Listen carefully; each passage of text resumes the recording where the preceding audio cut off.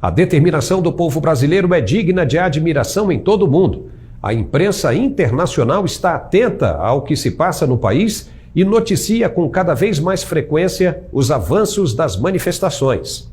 Às vezes, as provações são colocadas diante de cada um para que se descubra a certeza do que realmente se quer.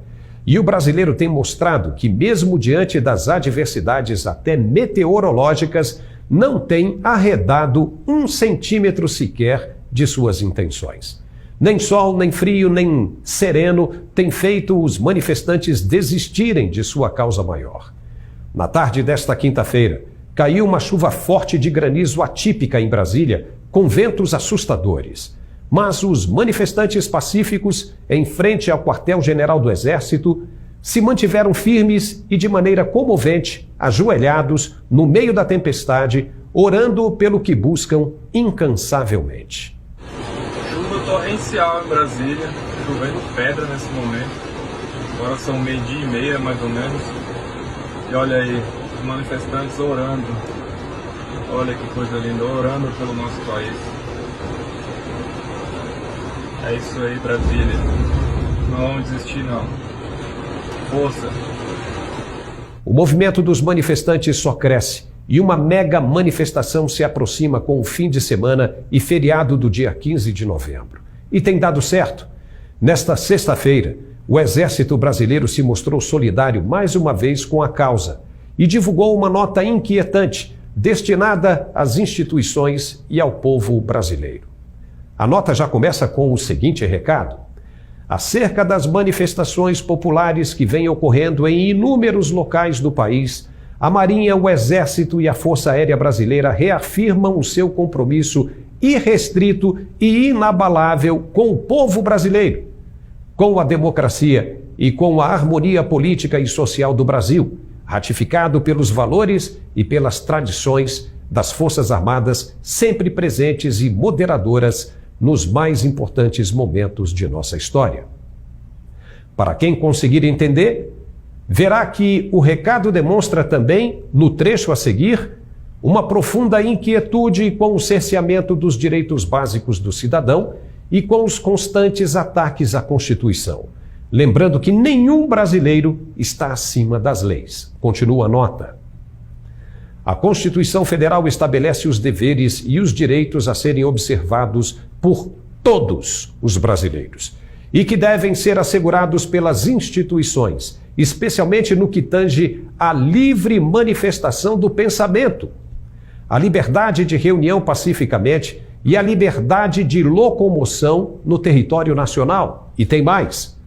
A nota diz que, nesse aspecto, ao regulamentar disposições do texto constitucional, por meio da Lei 14.197, de 1º de setembro de 2021, o Parlamento brasileiro foi bastante claro ao estabelecer que não constitui crime a manifestação crítica aos poderes constitucionais, nem atividade jornalística ou a reivindicação de direitos e garantias constitucionais por meio de passeatas, de reuniões, de greves, de aglomerações ou de qualquer outra forma de manifestação política com propósitos sociais. Entendeu? Ninguém está cometendo crime, segundo as Forças Armadas. Isto está mais do que claro, principalmente a observância das forças quanto à destruição dos direitos do cidadão.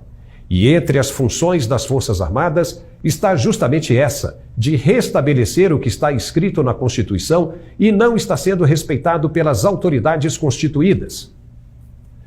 No relatório do Exército apresentado na quarta-feira, os militares dizem que foram impedidos de fiscalizar o processo eleitoral por ausência de informações prestadas pelo tribunal responsável. Só que o artigo 221 da Lei 4.737, de 15 de julho de 1965, diz, sem rodeios e interpretações equivocadas, que é anulável a votação quando for negado ou sofrer restrição o direito de fiscalizar. Opa, é lei! E o que está acontecendo é uma negativa do TSE de se dar acesso aos dados com clareza para o quê? Para fiscalização. Ora, se tudo correu dentro da lisura, Por que tanta resistência em mostrar? A lei diz que, se houver resistência ao esclarecimento, a votação tem de ser anulada. Está na lei. E quem está pedindo para fiscalizar é uma outra instituição federal. O TSE não pode se negar a cumprir a lei.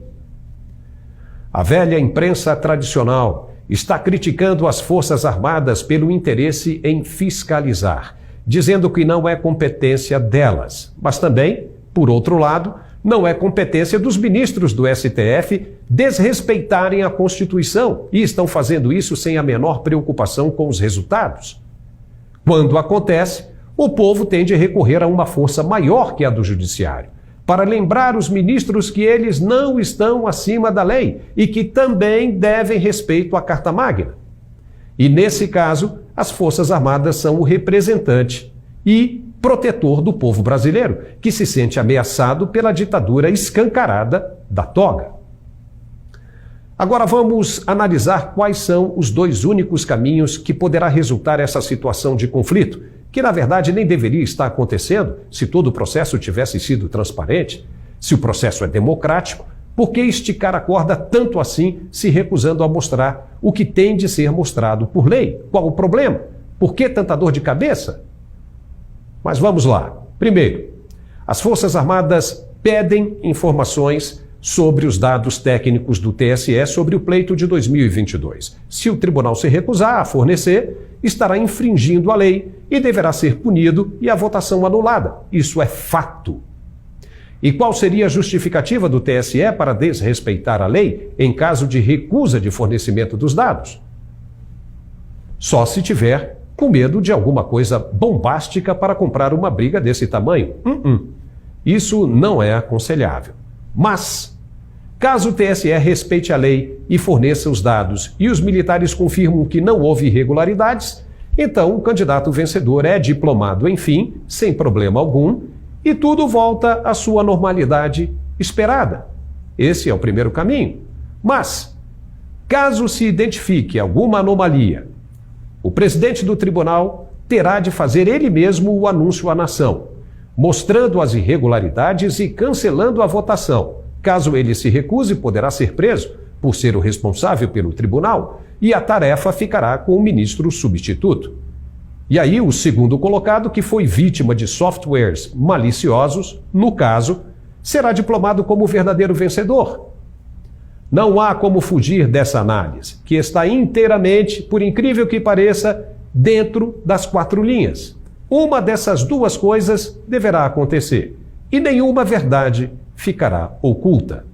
E aprenderemos, de uma vez por todas, uma lição que foi dada há mais de 2000 anos, a de que quem com o ferro fere, com o ferro será ferido. Compartilhe o máximo que puder, por favor. Obrigado e até a próxima. Uai, seu app de vídeos curtos.